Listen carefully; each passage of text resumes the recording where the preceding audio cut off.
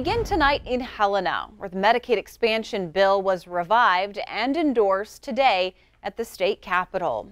After 4 days of stalemate, the Montana Senate finally advanced one of the biggest bills of the legislature, Medicaid expansion. The program would provide health coverage to 96,000 low-income Montanans. MTN's Mike Dennison was on the Senate floor during the debate. The day on the Senate floor opened with a dramatic 26-24 vote, breaking a 4-day deadlock and placing the Medicaid expansion bill on the debate calendar later in the day. That vote was crucial, enabling the bill to meet a transmittal deadline that otherwise might have killed it. More than 4 hours later, the same 26-vote majority held for debate stage approval, advancing House Bill 658 to a final Senate vote on Tuesday. Opponents, however, didn't go down without a fight, arguing the legislature is going against the will of Montana voters, who last November defeated a ballot measure that proposed extending the program and funding it with higher tobacco taxes.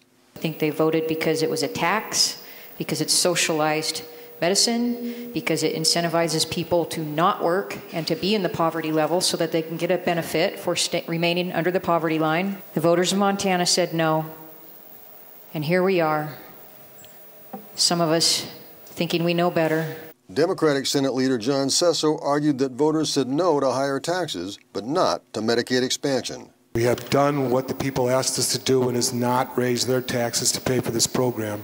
This is the product that we put together, and I would ask for a due pass today because people are counting on us. 90% of the $700 million a year program is funded by the federal government. A new tax paid by Montana hospitals also will pick up most of the state's share of the costs. Senator Dan Solomon of Ronan, one of 6 Republicans to support the measure on Monday, said Montana accepts federal money to help pay for many programs, and that HB 658 was an easy vote for him because of its economic benefits and aid to rural hospitals.